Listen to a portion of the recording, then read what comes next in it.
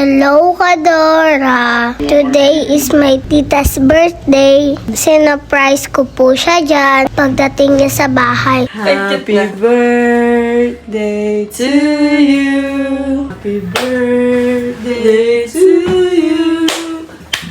Happy birthday, happy birthday, happy birthday to you. Tagish. Yay! Happy birthday ulit, Tita Jory. Enjoy your day. Love you.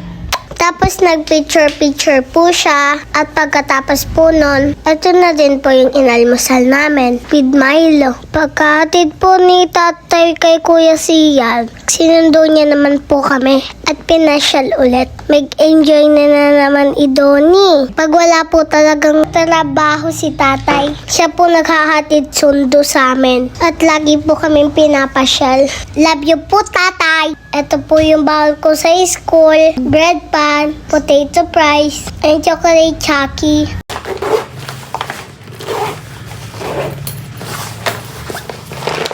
Kain na po tayo ng lunch. Ito po yung niluto ni Mama, spam at sipo egg. Yummy! Kain na po tayo. Ano gusto ko si Ma? Spam.